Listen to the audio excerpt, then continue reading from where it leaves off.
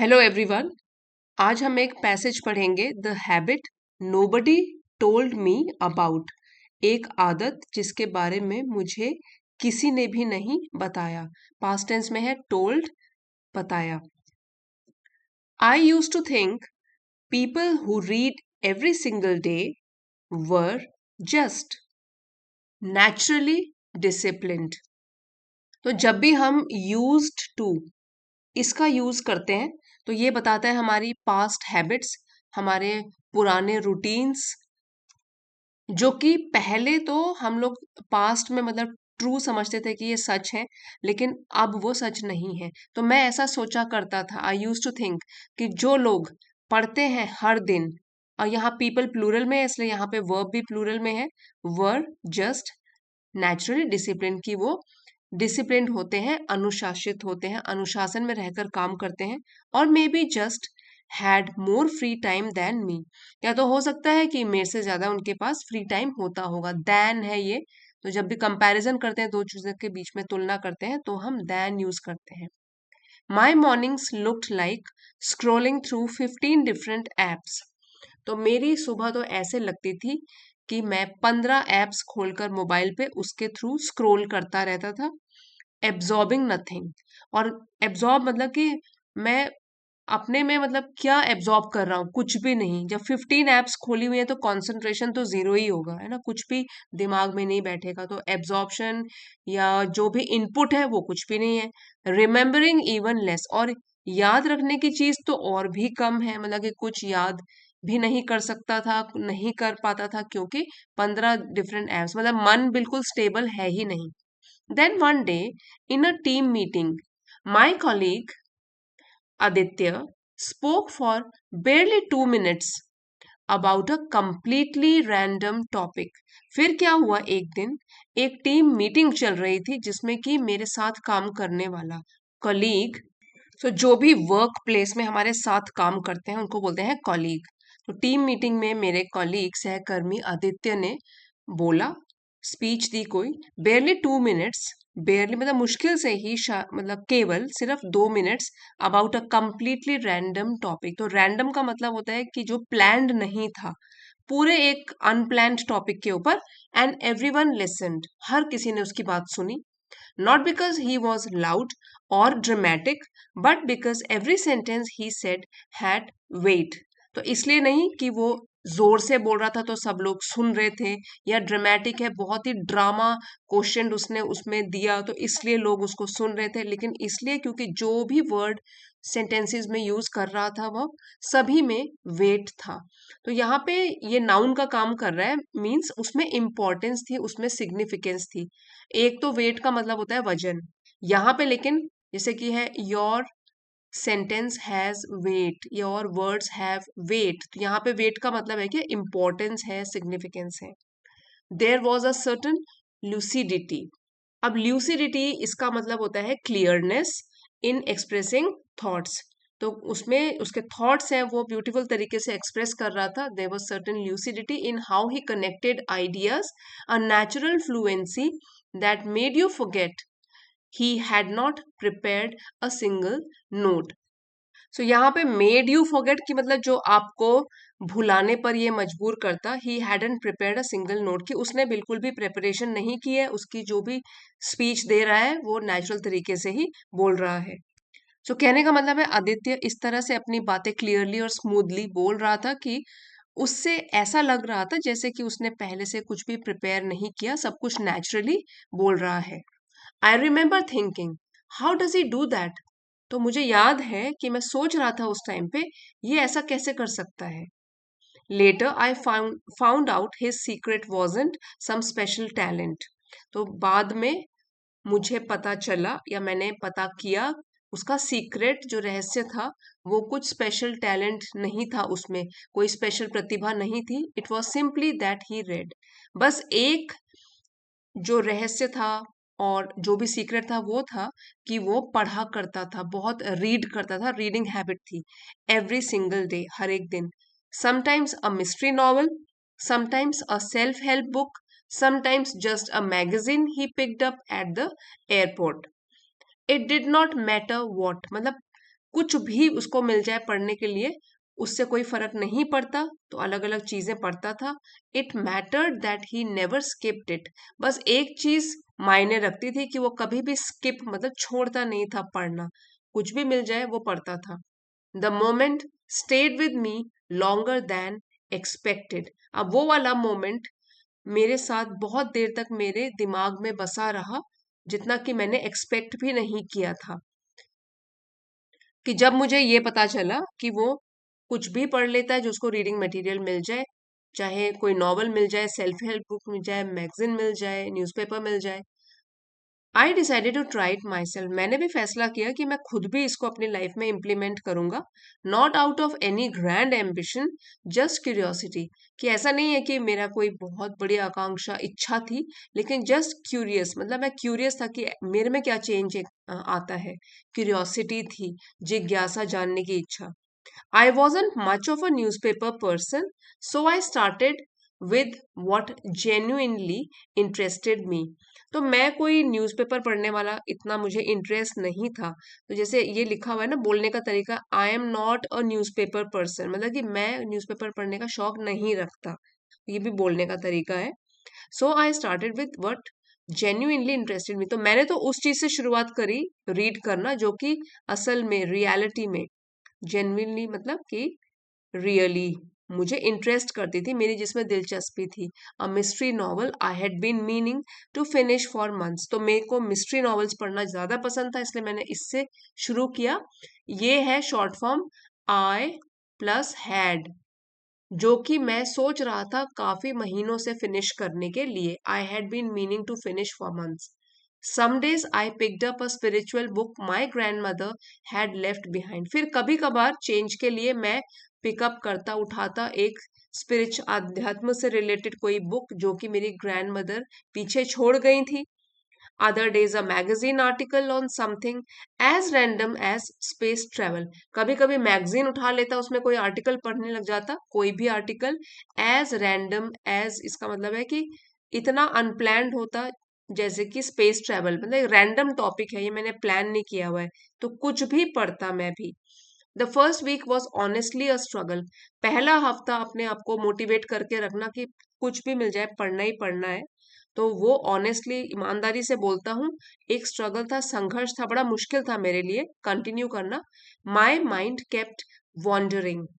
Wandering, अब wonder का मतलब होता है इधर उधर एमलेसली भटकना, बिना रीजन के कारण से इधर उधर भटकना, उसको बोलते हैं वॉन्डरिंग। ठीक है, तो मेरा दिमाग पहले तो क्या हुआ, विदाउट एनी फोकस यहाँ वहां भटकता रहा।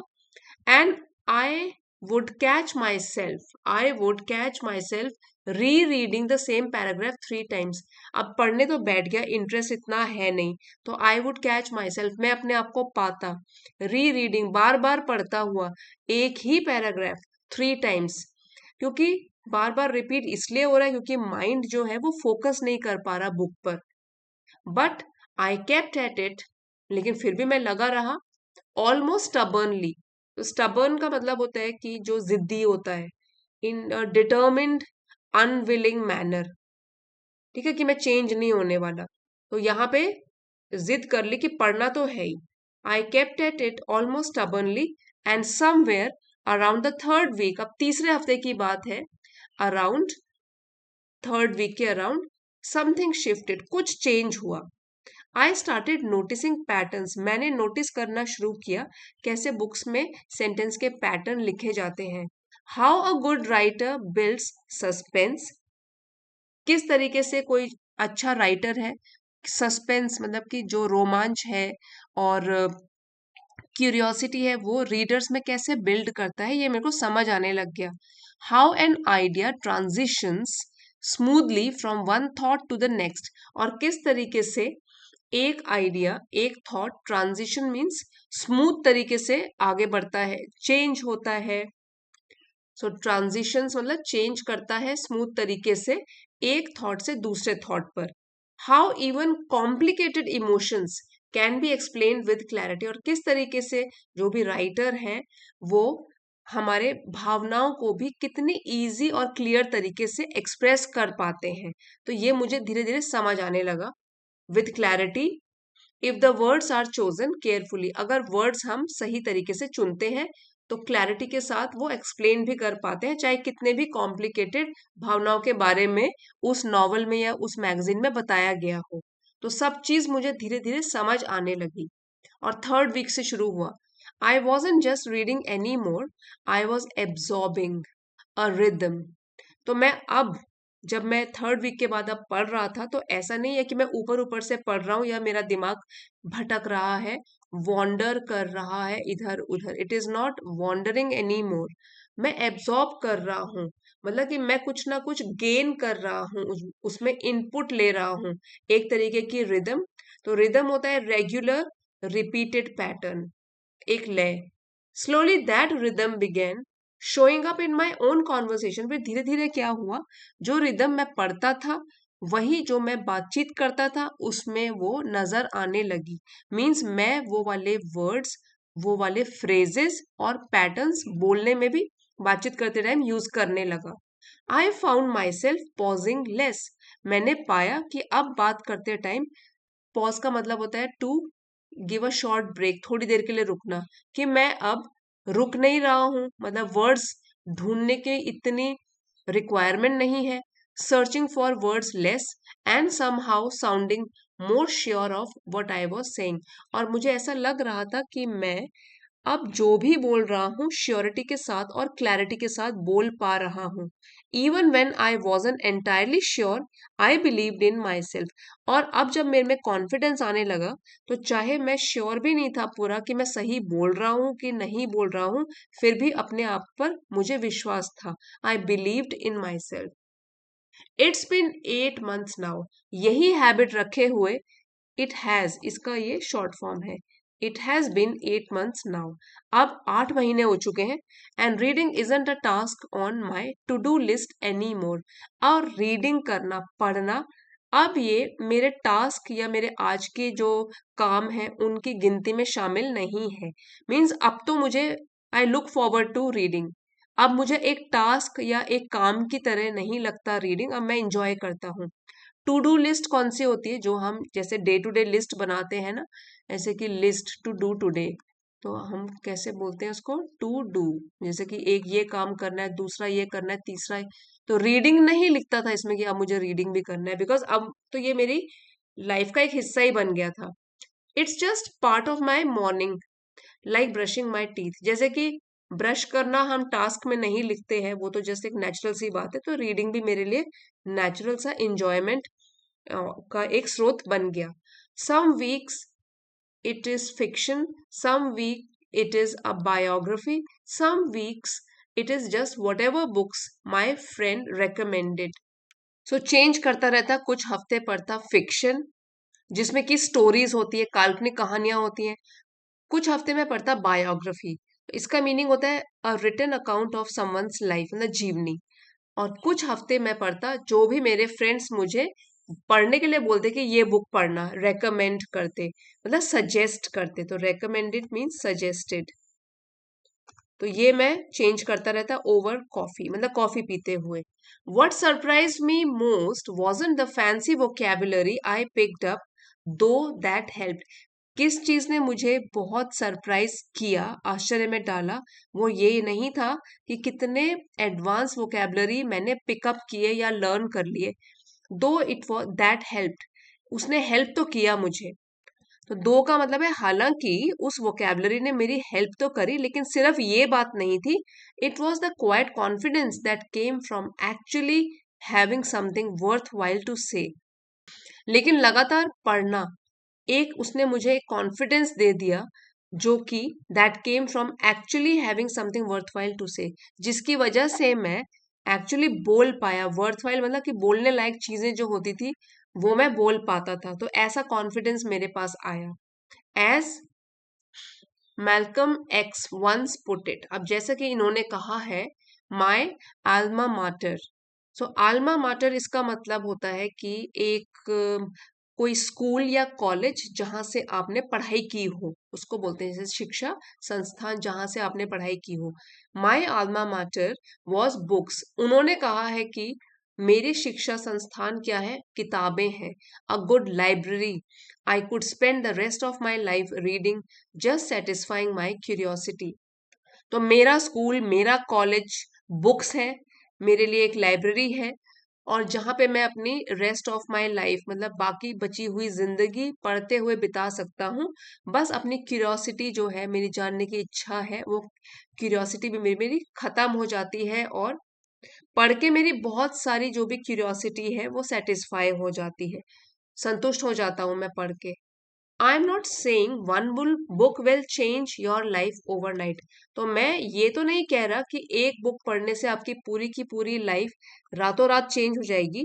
But if you are someone who has, ये तो है who plus has, who has ever felt like you had thoughts worth sharing but not the words to share them.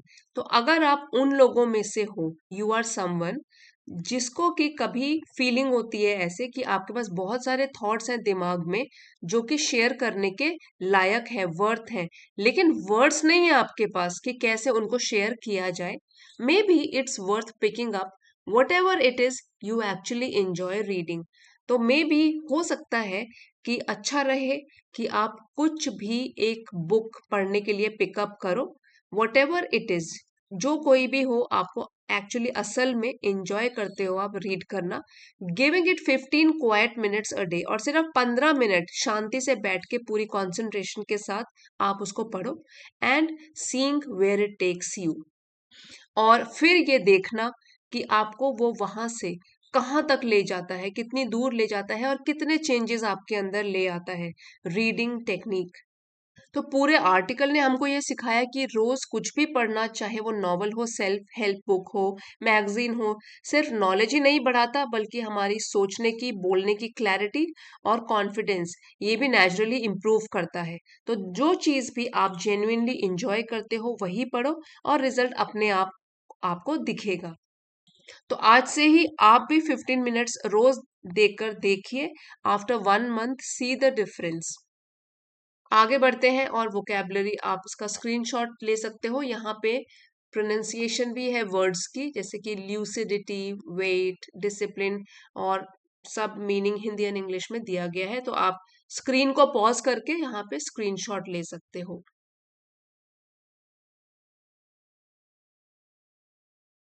So I hope आज का article आपके लिए helpful रहा होगा। पसंद आया है तो प्लीज लाइक, शेयर और सब्सक्राइब भी जरूर कीजिए, और कमेंट्स लेकर बताइए कैसा लगा। Thank you for watching.